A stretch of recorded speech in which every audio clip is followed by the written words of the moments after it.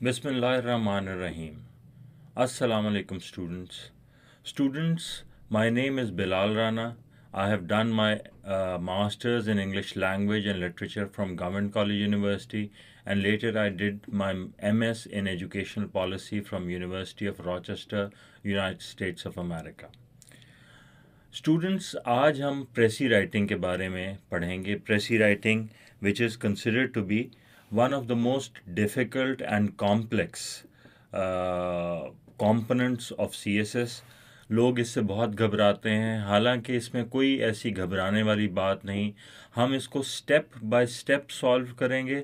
سب سے پہلے ہم اس کو آپ کے لیے آسان بنائیں گے، اور اس کے بعد ہم اس میں ساتھ کے ساتھ ڈسکس کریں گے کہ اس میں ایکسل کرنا کس طرح ممکن ہے. So we'll be starting with the rules of precis. Rules of precis کے بعد we'll be discussing the approach, step by step approach to solve an precis. After that, we will be giving you demonstration about different CSS old paper passages of Pressy and their solutions. So سب سے پہلے تو students میں آپ کو یہ کہوں گا کہ precis کے رولز بہت سمپل ہیں. یہ آپ کو انڈیکیٹ تو کرتے ہیں کہ آپ نے کس کس طرح پریسی کرنی ہے، لیکن یہ آپ کی پریکٹس کے اوپر منحصر ہے. آپ جتنی پریکٹس کریں گے اتنا زیادہ آپ کو پریسی کے بارے میں بہتر پتہ چلے گا. So we start with the rules. سب سے پہلے اسٹوڈنٹس، پریسی جو ہے it should be 1/3 of the original passage. یعنی کہ اگر پیسج میں آپ کے 300 الفاظ ہیں تو پریسی کے الفاظ 100 ہونے چاہیے. 100 از این آئیڈیل. دو کے اس سے 5 لفظ اوپر یعنی 105 یا 5 لفظ نیچے 95، یہاں تک یہ سوئنگ ہو سکتا ہے. اس سے زیادہ سوئنگ کوشش کیجئے کہ نہ ہو. سو پریسی میں essentially one has to make 1/3 of the passage until and unless there is otherwise stated. مثلاً اگر لکھا ہی ہو سوال میں کہ آپ نے 100 ورڈز میں کرنی ہے تو پھر آپ کو سوال کی اسٹیٹمنٹ کے مطابق جانا پڑے گا. ادروائز اگر آپ کو پیسج آتا ہے تو آپ 1/3 میں وہ پریسی سالو کریں گے. Use minimal words from the original passage. جو اوریجنل پیسج ہے اس میں سے کم الفاظ کا استعمال ہوگا. اب اس میں لوگ جو ہیں وہ سینونمز کا استعمال کرتے ہیں، تو سینونمز کا استعمال بالکل ٹھیک ہے، لیکن سینونم کا استعمال تب کیجئے جب آپ کے بالکل ذہن میں ہو کہ اس کا سینونم یہ ہے اور پیسج کے کانٹیکسٹ کے مطابق اس کا مطلب وہی بنتا ہے جو پیسج میں آتھر جو ہے وہ چاہتا ہے. اگر وہ مطلب صحیح نہیں بن رہا تو rather than using a synonym اس سے بہتر ہے کہ آپ وہی لفظ یوز کریں، یا سینٹنس کا سٹرکچر ایسا بنائیں کہ اس میں اس لفظ کے استعمال کی ضرورت ہی پیش نہ آئے. Do not change keywords and technical terms. Keywords and technical terms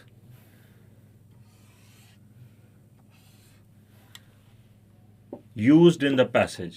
مثلا اگر پیسج جو ہے وہ ابراہم لنکن کے بارے میں ہے تو آپ ابراہم لنکن کا نام بڑے آرام سے استعمال کر سکتے ہیں، اگر بار بار استعمال کر سکتے ہیں. اگر پیسج جو ہے وہ انڈسٹریل ریولوشن کے بارے میں ہے تو آپ انڈسٹریل ریولوشن کو انڈسٹریل ریولوشن ہی لکھیں گے، اس کو کچھ اور لکھنے کی ضرورت نہیں. سو جو مین ٹرمز ہیں، جو ٹیکنیکل ٹرمز ہیں اور جو کی ورڈز ہیں وہ آپ ویسے کے ویسے استعمال کر سکتے ہیں، بلکہ آپ کو استعمال کرنا چاہیے. اس میں یہ گھبرانے کی ضرورت نہیں کہ یہ پیراگراف کے اندر پہلے سے ہی موجود ہے تو ہم اس کو نہ استعمال کریں. Do not include examples, elaborate description etcetera in the precis. پھر یہ ہے کہ آپ کو پریسی میں جو ایگزامپلز دی ہوئی ہیں آئیڈیاز یا پوائنٹس کو ایکسپلین کرنے کے لیے، یا جو الیبوریٹ ڈسکرپشن دی ہوئی ہے، آپ نے اس کو اپنی پریسی کے اندر شامل نہیں کرنا. مثلا ایک جنگل کے بارے میں بتایا گیا ہے جہاں بہت خوبصورت چرند پرند ہیں، and there is a beautiful atmosphere and scenario created by the scenery. تو آپ کو سینیریو کی ڈیٹیل میں جانے کی ضرورت نہیں. اگر آپ سمپلی یہ کہہ دیں گے کہ there was beauty all around in the forest, that might convey the whole idea that the author wants to communicate. Do not miss any major idea in the précis. Details or elaboration may be minimized or completely omitted. اچھا، اب اہم بات یہ ہے کہ passage کے اندر موجود کوئی بھی جو میجر آئیڈیا ہے اس کو آپ نے مس آؤٹ نہیں کرنا. کسی صورت بھی کوئی آئیڈیا رہ نہیں جانا چاہیے، جبکہ ان آئیڈیاز کو ایکسپلین کرنے کے لیے جو ایگزامپلز استعمال ہو رہی ہیں یا جو ایلیبریشن استعمال ہو رہی ہے اسے ہم منیمائز بھی کم بھی کر سکتے ہیں اور اسے مکمل ختم بھی کر سکتے ہیں. سو ایلیبریشن یا ڈسکرپشن کا شامل کرنا ضروری نہیں ہے، بلکہ اس کو اومٹ کرنا چاہیے.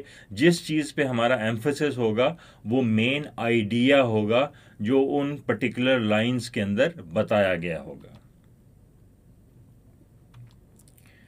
Sequence of ideas or points in the précis must be the same as that of the original passage. جس ترتیب سے اوریجنل پیسج میں آئیڈیاز دیے گئے ہیں اسی ترتیب سے آپ نے وہ آئیڈیاز اپنی پریسی میں لکھنے ہیں. ان کی ترتیب کو آپ نے اوپر نیچے نہیں کرنا یہ سوچ کے کہ یہ چیز اہم ہے اس کو اوپر ہونا چاہیے یا یہ آئیڈیا جو بعد میں آ رہا ہے اس سے پہلے آنا چاہیے، because it holds more importance. آپ نے ہر صورت میں جو آئیڈیاز کا تسلسل ہے پریسی میں اس کو برقرار رکھنا ہے. بہت important point, never give your own opinion, idea اور پرسپیکٹو. آپ نے اپنی کسی قسم کی کوئی رائے پریسی کے اندر نہیں دینی. مثلا اگر آتھر نے پریسی میں انوائرمنٹل پولیوشن کی اگینسٹ بات کی ہے، وہ یہ کہتا ہے کہ environmental pollution is a hoax created by the developed countries, تو آپ کو یہ کہنے کی ضرورت نہیں ہے کہ انوائرمنٹل پولیوشن تھریٹ ہے اصل میں اور آتھر صحیح بات نہیں کر رہا. آپ آتھر کا جو بھی پوائنٹ آف ویو ہے اس کے ساتھ ہی چلیں گے، اپنی اوپینین، پرسپیکٹو یا اپنا پوائنٹ آف ویو آپ اس میں نہیں دیں گے. بہت important point, always use simple vocabulary and uncomplicated sentences. Avoid ornamental and flowery language.